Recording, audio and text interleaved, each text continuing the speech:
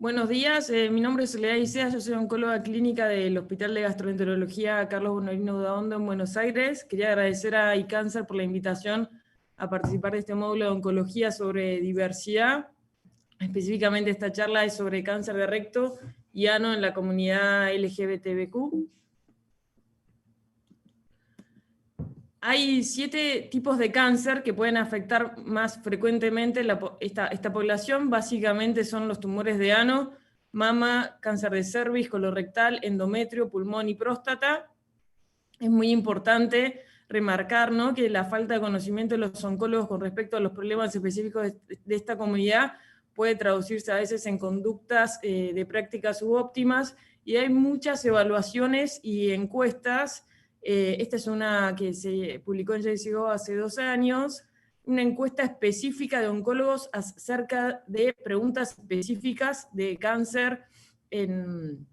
esta comunidad de pacientes, donde el 40% mencionaba que no les hacía ningún tipo de preguntas sobre la orientación sexual ni la identidad de género, que un 70% de los oncólogos remarcaba que necesitaban más información sobre las necesidades insatisfechas de estos pacientes, y después de completar una encuesta que cada vez era más específica sobre preguntas, la confianza en el conocimiento de las necesidades específicas de estos pacientes bajó un 50%, o sea, a medida que avanzaba la encuesta, los oncólogos iban reconociendo que le faltaba información acerca de cáncer en esta población en especial. Esta es otra encuesta donde se grafica más, en verde son los oncólogos que contestaron que estaban de acuerdo sobre cierta información o actitudes, ¿no?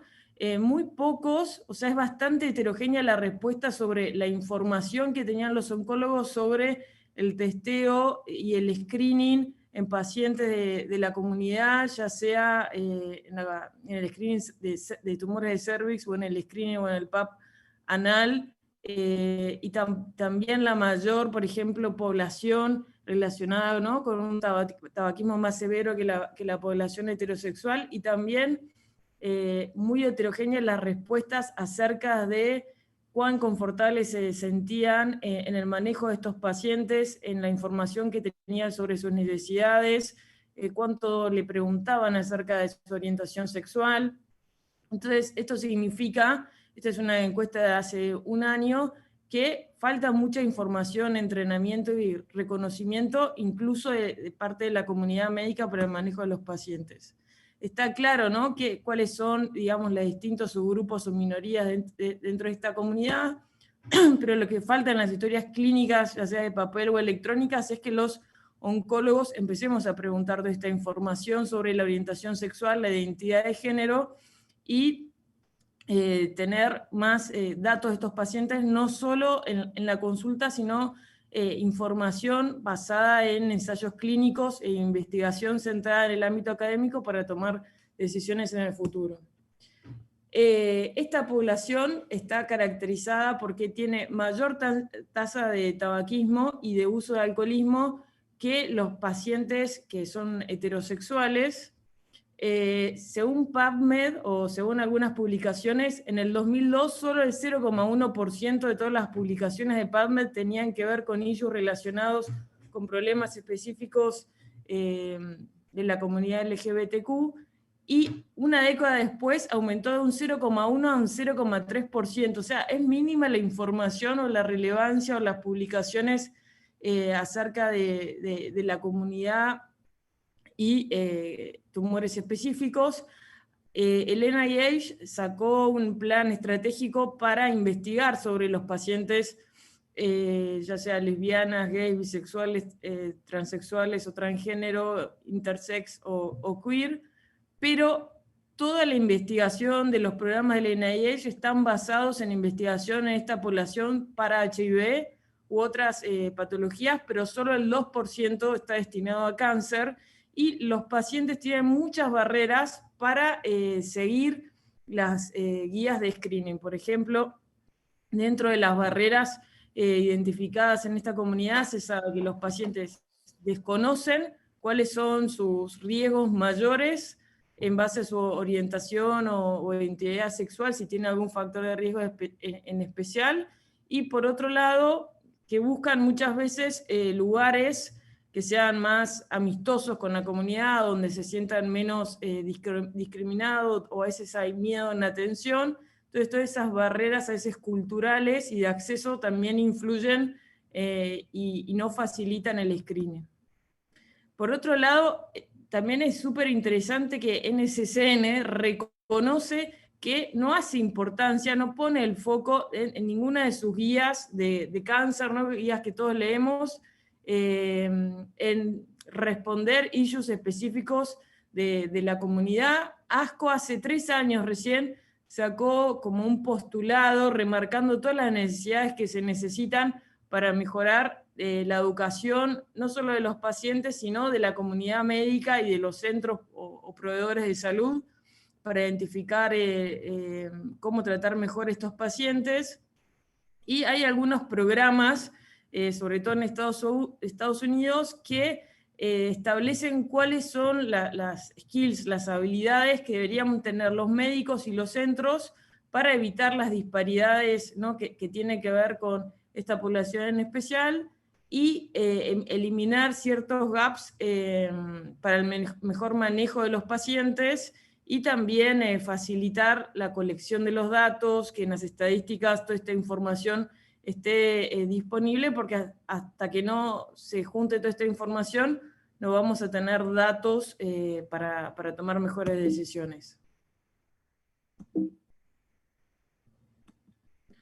Básicamente, en lo que respecta a tumores de ano, los tumores de ano en general son tumores muy infrecuentes, son el 2,7% de todos los tumores gastrointestinales, y su incidencia viene en aumento en países desarrollados. Es un poco más frecuente en mujeres que en hombres en general, y la frecuencia viene aumentando a expensas de los tumores escamosos o epidermoides, no así los adenocarcinomas. En Estados Unidos representa el 0,5% de los casos nuevos todos los años, o sea, es un tumor bastante infrecuente, y la expectativa de vida a 5 años es del 68%. En nuestro país, por ejemplo, en Argentina, ocupa el lugar número 30 en incidencia.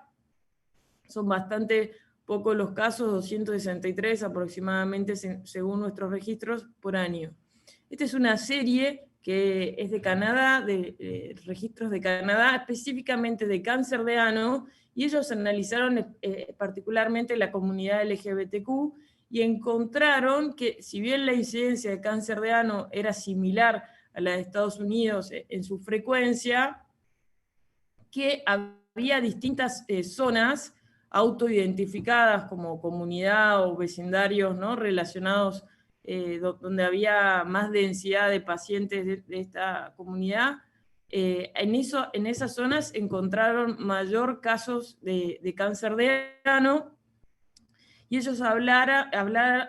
remarcaban también que la barrera mayor para estos grupos de alto riesgo, ya sean en hombres o en mujeres, era la falta de conocimiento acerca de qué factores de riesgo o cuáles son los pacientes de alto riesgo para desarrollar cáncer de ano y seguir estrategias de prevención o de screening, ya sea en hombres, ¿no? principalmente hombres que tienen sexo con hombres, o en mujeres que han tenido lesiones HPV previamente, u otros factores de riesgo que vamos a ver, y resaltaba, ¿no? la necesidad de la inclusión en los programas de vacunación en pacientes de esta comunidad que son pacientes de alto riesgo. Toda esta charla, cuando hablemos de cáncer de ano, el 90% de los casos son carcinomas escamosos, son carcinomas epidermoides, que son los más frecuentes. Hay otros tumores en esta localización, como adenocarcinomas, o tumores mesenquimales, o tumores neuroendocrinos, pero lo más frecuente es tumores epidermoides o escamosos. Y los factores de riesgo para esta histología son pacientes con infecciones por HPV, HIV, tabaquismo severo, y otras patologías como inmunosupresión crónica, enfermedades autoinmunes o enfermedad de Crohn. En general, el 80% de los casos de los tumores de ano se diagnostica en una enfermedad o en un escenario no metastásico, una enfermedad localizada o localmente o regionalmente avanzada con compromiso ganglionar, y la expectativa de vida de esos pacientes es entre el 60 y el 80% a 5 años. Si cae dramáticamente la expectativa a 5 años, si no menos del 30%, cuando el diagnóstico de la enfermedad es metastásico al inicio, que en general es menos del 15% de los pacientes al diagnóstico y la expectativa es peor. El cáncer de ano en esta población en especial tiene que ver principalmente con los hombres que tienen sexo con hombres, ya sean gays o bisexuales. La infección por el HPV es la principal causa de cáncer, o en mujeres que han tenido lesiones cervicales, donde el HPV también es frecuente, deben estar en el screening para prevenir estos tumores. Y los pacientes que son HIV tienen 20 veces más riesgo de desarrollar cáncer de ano. Los pacientes que tienen múltiples parejas sexuales también aumentan el riesgo, y el tabaquismo severo, que es siempre como resaltado, el mayor consumo en esta comunidad, también es otro factor de riesgo. Pero no todos los tumores de ano son iguales, y en eso hay que hacer ciertos reparos. La infección por HPV representa una de las causas más frecuentes. Si vemos esta serie del 2017, de los 40.000 casos en el mundo de cáncer de ano, 35.000 eran por infecciones por HPV, y de estos 35.000 casos, del 100%, 87 eran por HPV 16 o 18, aunque hay otros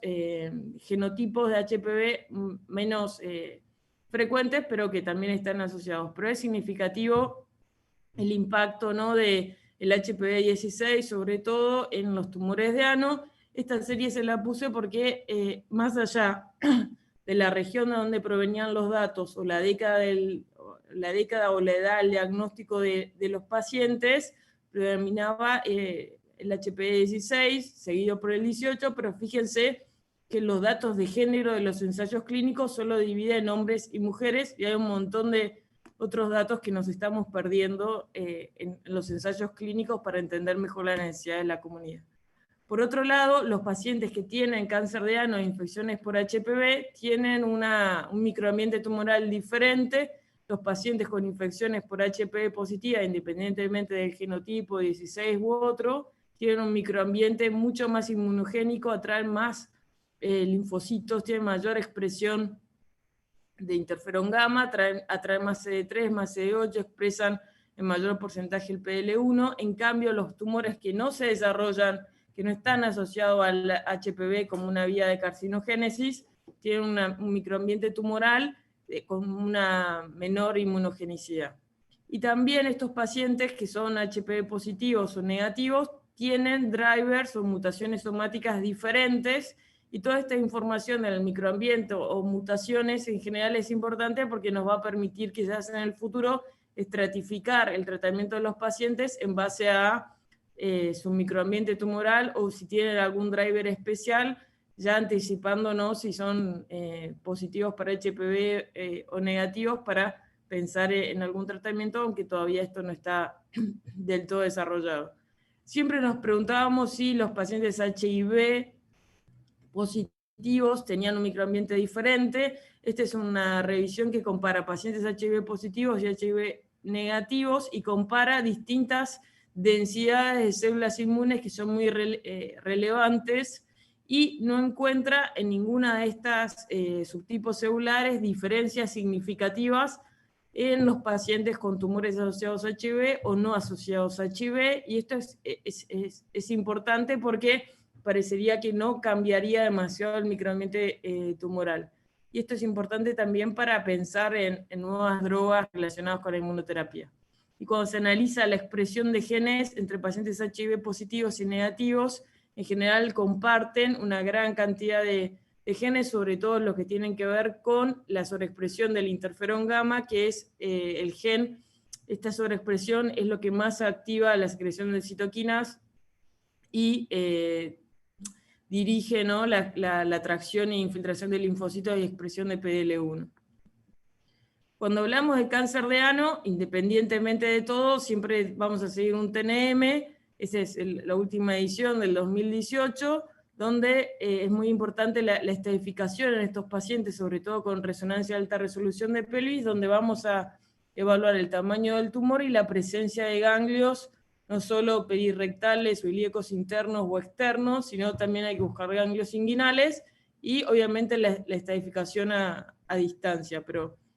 independientemente de si son HPV positivos o HPV negativos, esto es mandatorio en todos los casos. Solamente pueden ir a una resección local debido a la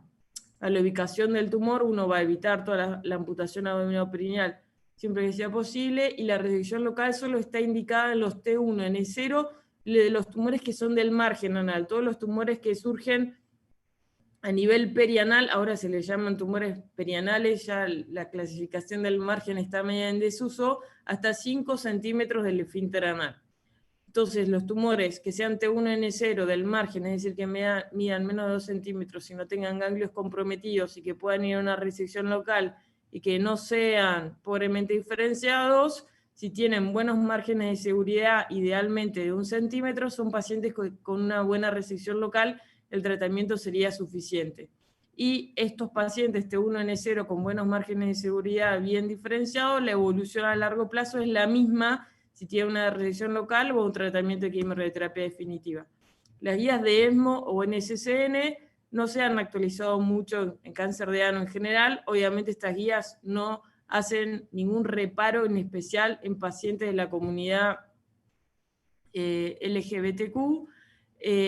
Es importante remarcar que todos los tumores del canal o del conducto anal, tanto por las guías NCCN como ESMO, desde estadio 1 hasta estadio 3, con enfermedad localizada o regionalmente avanzada, todos esos pacientes van a recibir quimioradioterapia definitiva con una intención curativa para tratar de preservar el esfínter. El tratamiento de cáncer de ano es bastante vintage, ya hace 40 años que es el mismo tratamiento de quimioradioterapia. La radioterapia sola es un tratamiento inferior, ya hay muchos trabajos, estos 3 que ya tienen como 3 décadas de publicados, demostraron que hacer fluoracilo más radioterapia era mejor que hacer radioterapia sola, y que hacer mitomicina más fluoracilo en el contexto de la radioterapia era mejor que hacer radioterapia y fluoracilo solo, es mejor en recurrencia local, en tiempo o sobrevida libre de colostomía, y en algunos de esos trabajos, sobre todo en cáncer,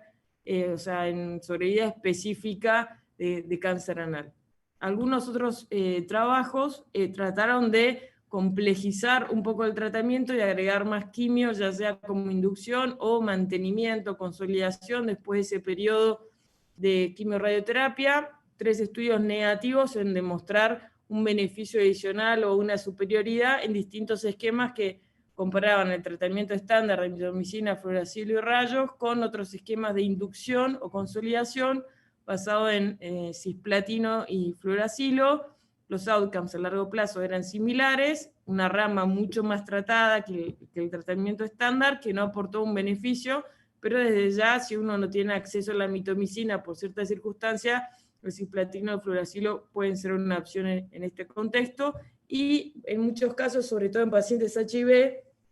como el esquema con cisplatino y fluoracilo tiene un perfil de toxicidad distinto al de mitomicina, que es tiene una toxicidad hematológica mayor, algunos oncólogos históricamente a veces prefieren usar más cisplatino y fluoracilo, pero solo por ese perfil de seguridad, no de toxicidad, no por ningún otro dato relacionado con la eficacia. Se puede usar fluoracilo en forma infusional, o se puede usar capecitabina.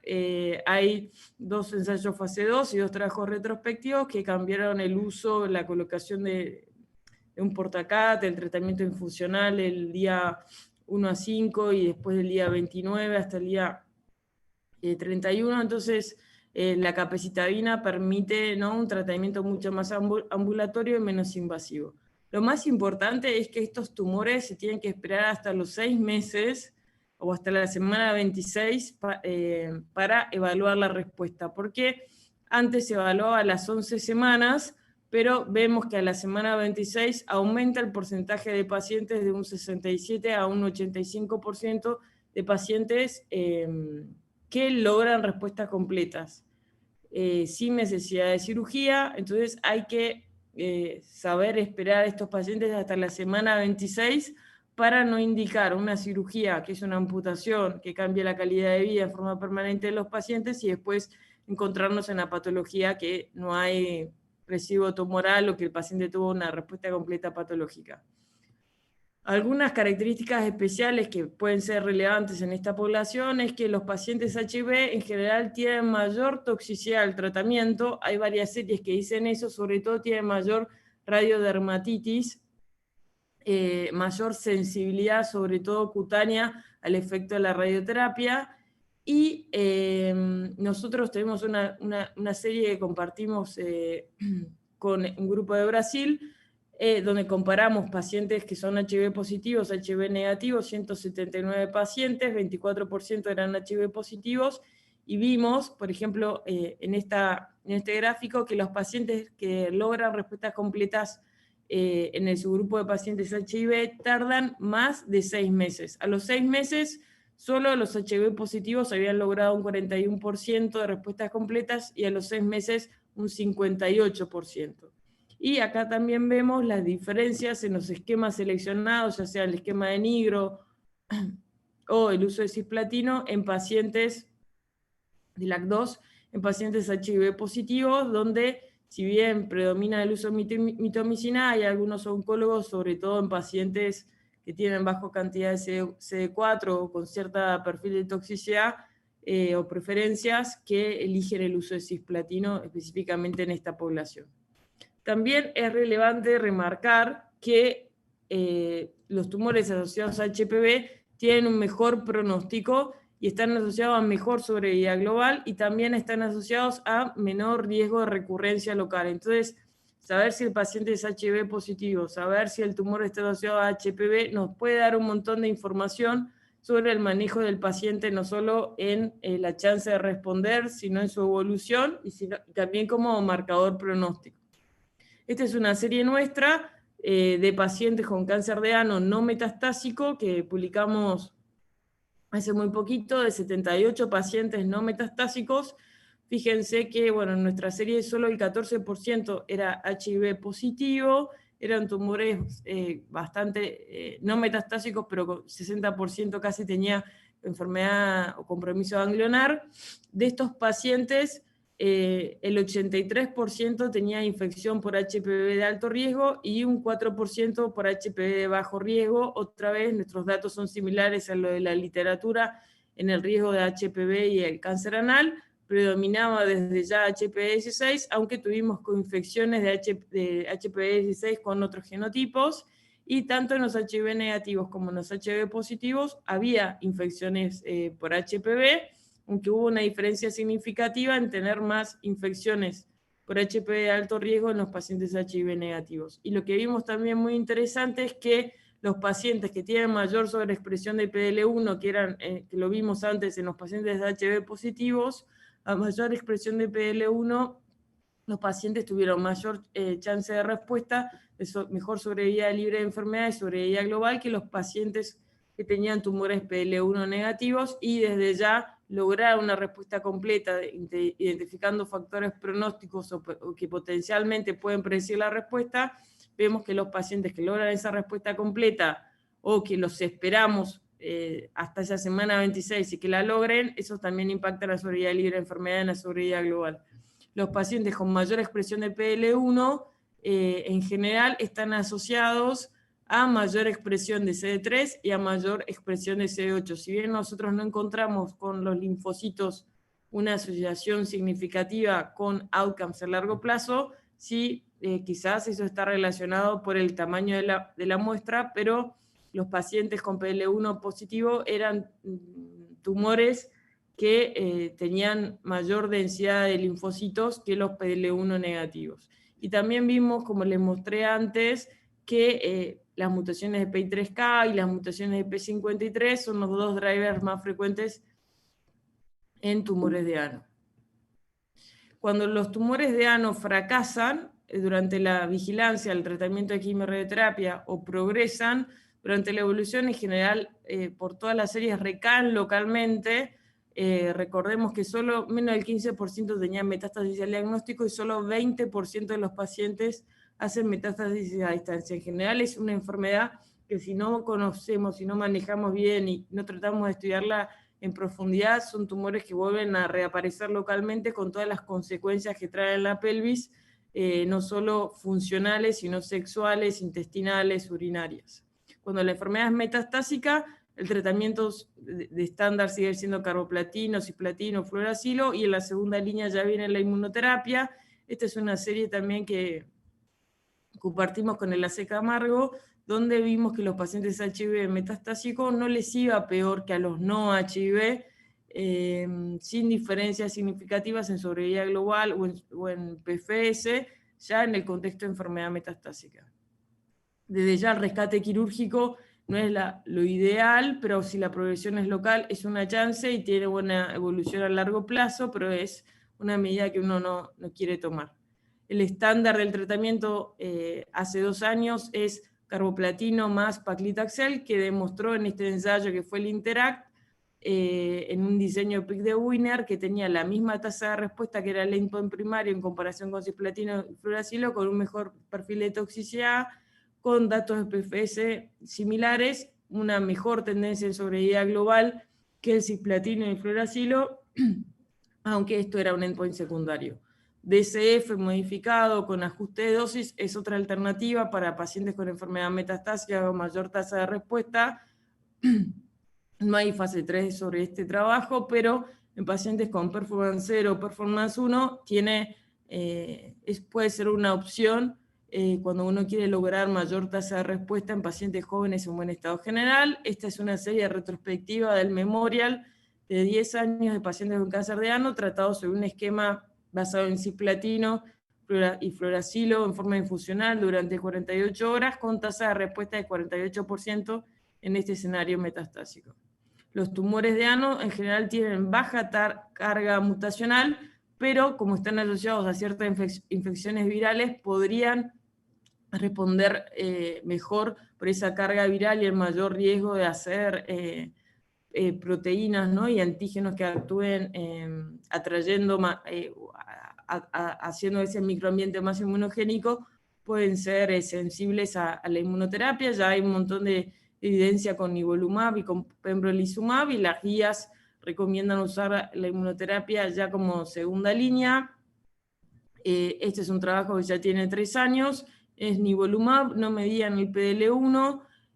pero, o sea, en forma mandatoria, pero el 56% de los pacientes con enfermedad metastásica tenían PDL1 positivo. Fue un trabajo en pacientes que habían hecho 2 o más líneas, entonces eran pacientes muy tratados, con una PFS de 4 meses, una sobrevida global de 11 meses, solo usando nivolumab cada 2 semanas, 3 miligramos kilo. Encontraban una asociación entre la respuesta a la inmunoterapia con todas las densidades y subpoblaciones celulares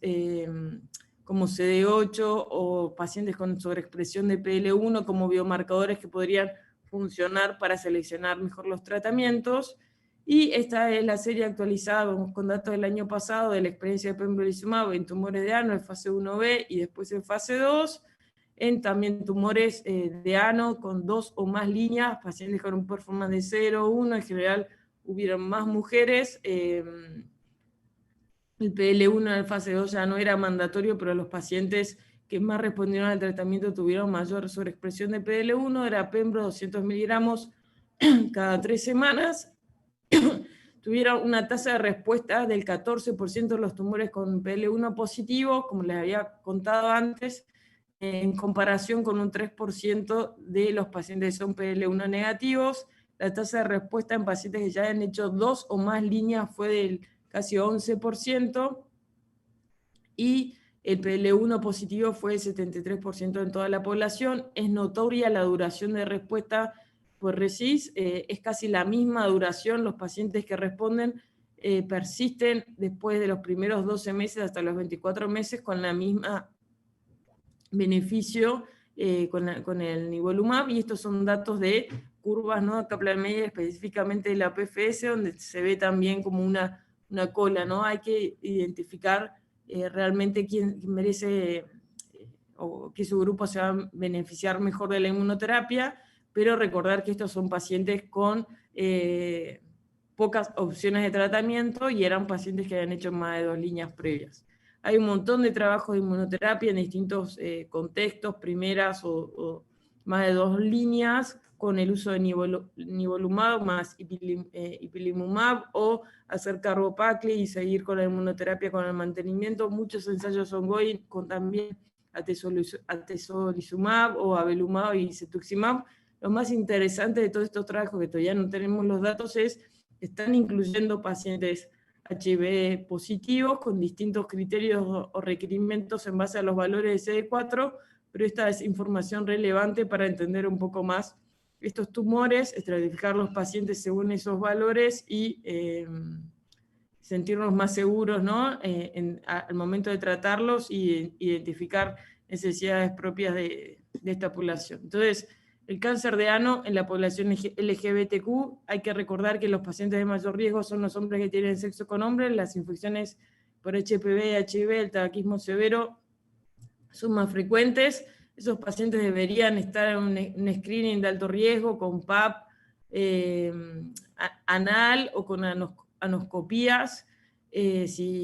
para identificar displasias o lesiones precancerosas. Desde ya hay que incorporar dentro de los programas de vacunación para HPV a los pacientes de alto riesgo. Los pacientes HIV pueden tener mayor toxicidad al tratamiento. Si responden, hay que esperarlos un poco más. En general, los tumores de HPV positivos tienen mejor pronóstico y mayor tasa de respuesta, y los pacientes HIV positivos se están incluyendo mucho más en estos tumores. Eso es muy importante porque en muchos otros ensayos clínicos de otros tumores, los pacientes HIV positivos o que se conocen como tal, no están permitidos. Entonces esta es una población donde el HIV juega un rol clave, y que se incluyan estos pacientes en ensayos clínicos es importante para tomar mejores decisiones en la práctica clínica. El cáncer de recto, específicamente en esta comunidad, la verdad que el 30% de todos los tumores colorectales se ubica en el recto. En general, este es el tercer tumor, los tumores colorectales es el tercer tumor más frecuente, tanto en hombres y mujeres a nivel mundial. En algunos países es el segundo. Con respecto al cáncer colorectal y la orientación o la identificación de la orientación sexual, la identificación de género, hay como resultados un poco contradictorios. En general, hay algunos datos, sobre todo algunas encuestas publicadas de California, que encontró que no había diferencias entre mujeres heterosexuales y mujeres lesbianas, o hombres heterosexuales u homosexuales o bisexuales. Algunas otras series de registros de datos de cáncer sí encontraron que en algunas zonas determinadas que había mayor densidad de hombres bisexuales, ahí tenían mayor riesgo de cáncer colorectal, y entre las mujeres había como una estadística en algunas series de mayor riesgo en mujeres lesbianas y no así en las mujeres bisexuales. Pero esto básicamente tiene que ver con lo que hablamos antes, porque el cáncer colorectal está muy asociado a la obesidad y también a la adherencia a las guías de screening después de los 50 años. A veces los hombres que tienen sexo con hombres, que están en screening para cáncer de ano, hacen colonoscopías a edades más tempranas, y por ahí el aumento en ese subgrupo de pacientes tiene que ver en forma secundaria con el screening de tumores de ano. Pero con respecto a todo lo que tiene que ver con el diagnóstico, o después del diagnóstico con la prevención secundaria y terciaria, no hay estudios publicados que hayan comparado, que hayan demostrado diferencias, ¿no?, en el riesgo de cáncer colorectal según la orientación sexual o la identidad de género, más allá de esos riesgos relacionados con el tabaco, el mayor consumo de alcohol y la obesidad en esta comunidad. No hay estudios que hayan demostrado tampoco una diferencia en el tratamiento entre pacientes de la comunidad o fuera de la misma. Las guías de NCCN, ESMO, St. Gallen, específicamente en cáncer colorectal, no hacen ninguna salvedad. Los hombres homosexuales o bisexuales, específicamente que tienen cáncer de recto por su orientación sexual, es muy importante que entiendan las consecuencias y las características de los tratamientos, sobre todo consecuencias que pueda haber después del tratamiento que pueden afectar su calidad de vida, sus prácticas sexuales. Es información importante que hay que discutir con el paciente y con sus parejas, porque a veces uno empieza a hablar del tratamiento, pero también hay que hablar de la evolución a largo plazo y cosas que pueden pasar para que estén lo mejor informados posible. Y como conclusión, no hay en oncología guías, como les mostré antes, hay escasez de pautas basadas en la evidencia con respecto a la atención clínica relacionada con el cáncer en esta población. Independientemente del tipo de cáncer, los equipos clínicos deben centrarse en obtener y analizar las preferencias y preocupaciones y las necesidades del paciente. Tanto los médicos como todos los proveedores de salud deben siempre reconocer los derechos médicos de los pacientes, sobre todo específicamente de estas comunidades, incluyendo sus parejas y sus familias. Los médicos debemos entrenarnos mejor en nuestras competencias o habilidades clínicas y culturales para darles a estos pacientes un espacio de mayor confianza, donde no se sientan estigmatizados, donde no tengan miedo, para reducir las disparidades en esta población. La Asociación Médica Estadounidense sacó unas guías nuevas hace ya un par de años, donde dice que esto es clave, que todos los médicos deberíamos recabar esta información, obviamente con el consentimiento de los pacientes, ofreciéndoles un entorno seguro. Y es importante, más allá de nuestra entrevista, nuestra historia clínica, mejorar el mecanismo para la investigación relacionada con esta comunidad, no solo incluyendo preguntas sobre orientación sexual e identidad de género en las encuestas, sino también en los registros de la población en general, o los famosos, ¿no?, registros del CIR que muchas veces consultamos. Todo esto es relevante para entender mejor parámetros epidemiológicos y demográficos y entender mejor las necesidades puntuales y disparidades de esta población en relación al cáncer y a su tratamiento. Muchas gracias.